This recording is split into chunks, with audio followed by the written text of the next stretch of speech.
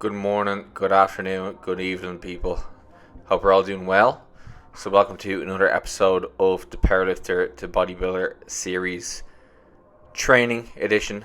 So, this is a modified leg session. So, as you know, training has taken a little bit of a change in the last week since I've came home. So, made a few adjustments to the training program. One of the main ones being to my leg day. So stiff legs are gone and an RDL is in.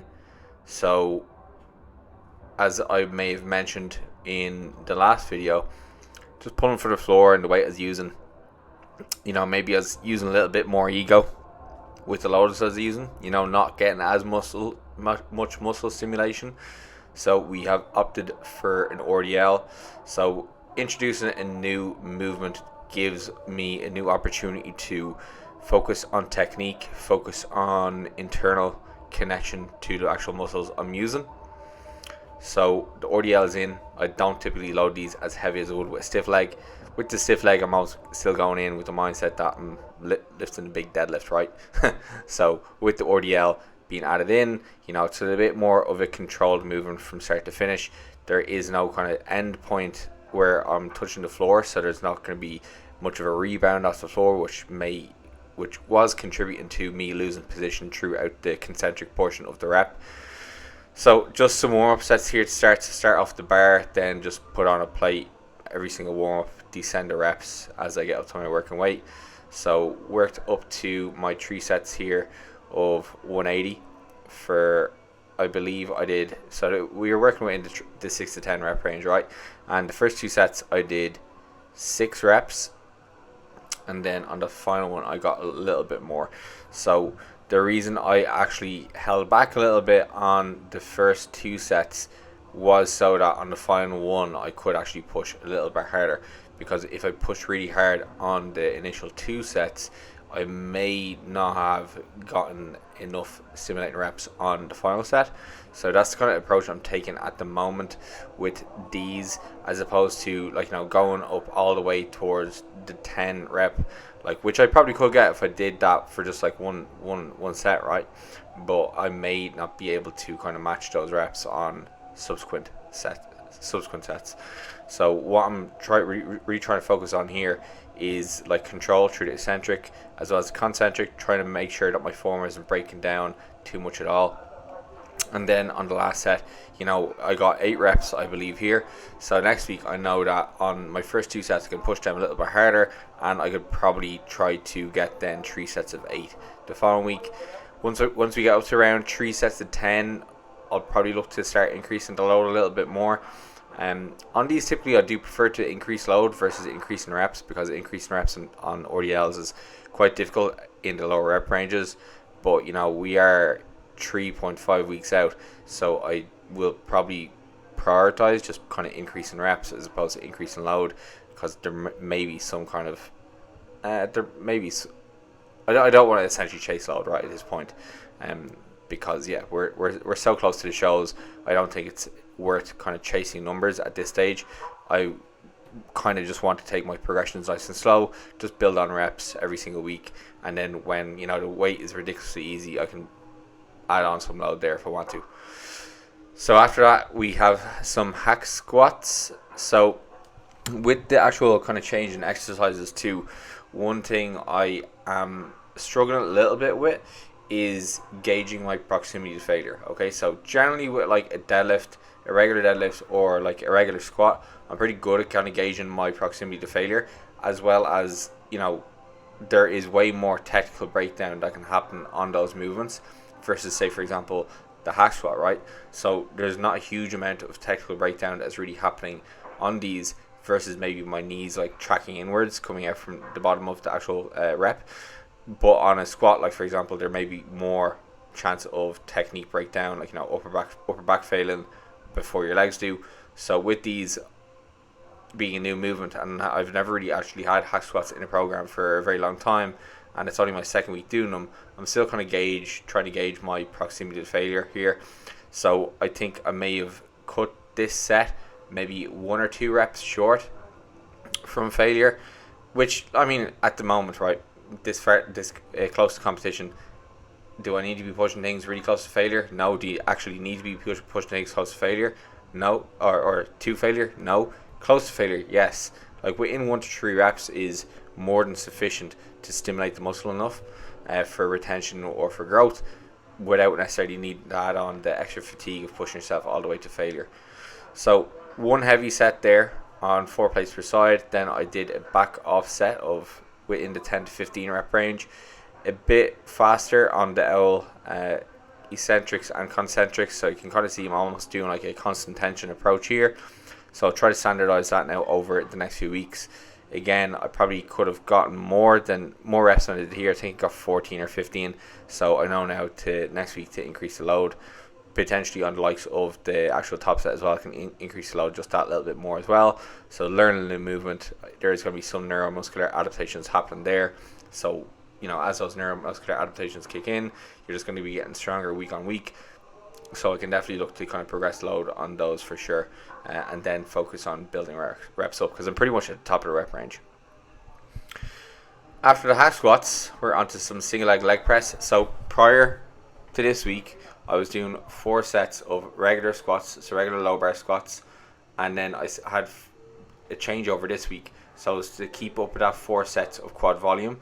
So I did 2 sets in a hack squat because I can't fathom doing 4 sets in a hack squat, just be kind of miserable. So we're splitting it between doing the hack squats for 2 sets and then these single leg presses for 2 sets. Okay, so again on these, have a little bit of trouble kind of is gauging my proximity to failure here.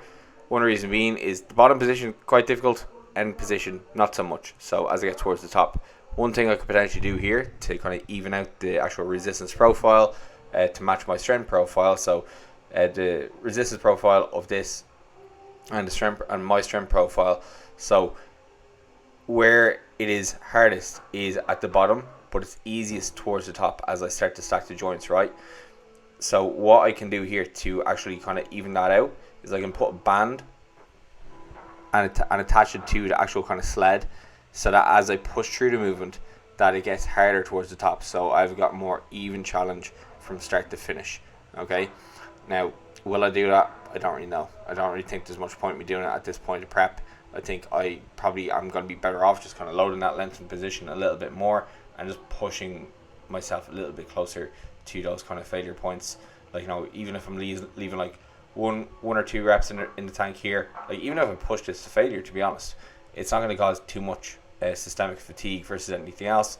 I'm pretty locked into the actual machine itself, well braced. It's a single leg movement, so I'm unlikely to accrue too much fatigue versus if I pushed like a deadlift or a squat all the way to failure. Okay, so yeah, I'm actually a big fan of this piece of kit. I do like how, you know, you have obviously the option for unilateral. Sometimes when you're using ones that are like just the 1 foot plate together, there can be a little bit of friction on one side versus the other when you're doing a single leg. So it's nice to have the option here to be able to do a single leg.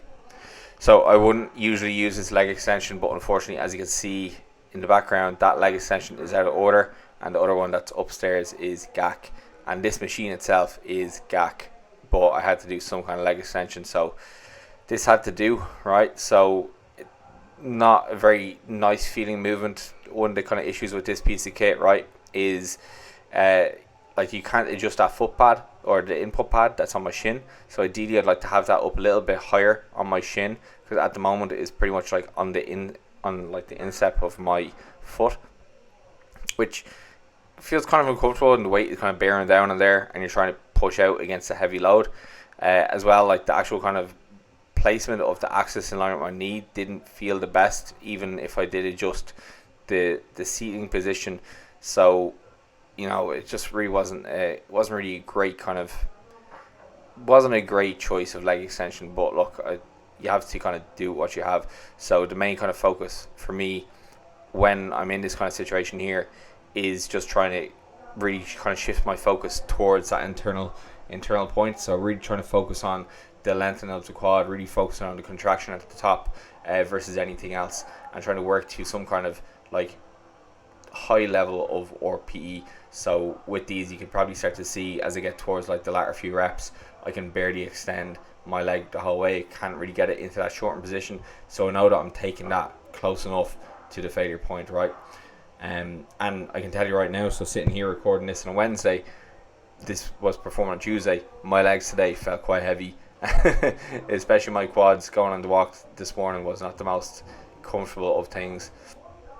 As well, another thing with this is the actual way those resistance arms move is they almost move out in like an outwards angle, which I'm trying to kick my leg out straight, okay? The plane of movement of my quad is not going out, it's going forward, and that is kind of another kind of downside to that machine there. So we want to have the actual force going in the same direction that we're applying force, if you get me. It's harder to describe, but essentially if you are kicking out against something, you want to have the force coming at you the same direction versus coming in at an angle. So then we had some seated hamstring curls, so 4 sets here. So I'm doing seated hamstring curls like three times a week now. The line hamstring curl in this gym is just not great. They have a single leg one, but it's similar to the single leg extension I just used there, which is shite. Doing these 3 times per week, and we're trying to vary the intensity across the week. So this is 6 to 10, I believe. Another day I do 8 to 12. Another day I do 10 to 15. So one kind of thing I noticed when I'm watching clients' videos on performing these is they don't have that knee pad pushed down hard enough, and they end up kind of shooting forward. And another reason for that could be as well that the actual seat they're using behind them is not going to push up far enough. So you can kind of see that I have that plate behind my back, and that's just to ensure that I'm keeping my knees in line with the axis, as well as being able to kind of keep myself locked into actual position. So there's no harm in using like plates behind you if you need to. Like, you have, again, one thing I've mentioned from the very start of the series is you have to find a way to make the machine fit you versus just fitting into the machine, okay? And that can you using alternative methods like putting plates behind you, like sitting on plates, for example, on the leg press, using like a heel wedge on a leg press or a hack squat, for example. So there's different ways that you can go about it, but like ideally you want things to kind of fit your mechanics so that you can get the most out of using machines. So we just had one long set of adductors to failure. So this has replaced hip extension because I'm already getting a decent amount of hip extension and hamstring in this training session already, as well as throughout the week, but I'm not really getting much adductor work I'm not really getting much adductor work at all since we left for Spain. So adding some of that back in, and then we're finishing off with 5 sets of seated or standing calf raises. So just have a little bit of a bend in the knee. So I have opted for this one day, and the other day I'm doing seated calf raise. I'm not doing these on the actual leg press itself because leg presses are busy usually, whereas this machine not so much. Not many people are training their calves as maybe often as they should, which is definitely something I've fallen prey to, right? I've only really started training calves properly in maybe the last two years, but it's paid dividends, right? So if you're not training calves, get out there and train calves. I can't complain about having small calves if you don't train them. And when you're on the beach or if you're wearing a pair of shorts, people generally look much more jacked when they've got a nice set of calves. They could have shit quads, but if they've got good calves, they look a hell of a lot more aesthetic, right? So with this, I'm trying to keep my actual kind of rib cage locked down. I'm trying to keep my hips in a neutral position, as well as a slight bend in the knee, just get a little bit more length into the gastroc. I'm trying not to let my hips shoot forward and extend my lower back too much, which is a common thing I'll see happen with people. And then that is just kind of them essentially thinking about moving the weight with their body in general versus letting the calves do the work here, okay? So you want that foot, the ball of your foot, really just pressing down on the actual kind of foot plate itself and thinking about driving the ankles up and forward. So a little bit of leg vanity here, but you can see condition is starting to come through, and this is at the end of a leg session, and you can still see that the cuts are quite deep. So yeah, we're reaching new levels of condition, and it is hella exciting. Veins protruding everywhere. We're getting yucky. We're getting to that kind of true elite level natural bodybuilding competition, and we're not done yet. So yeah, that's pretty much it. Like, comment, subscribe, and I'll chat to you in the next one.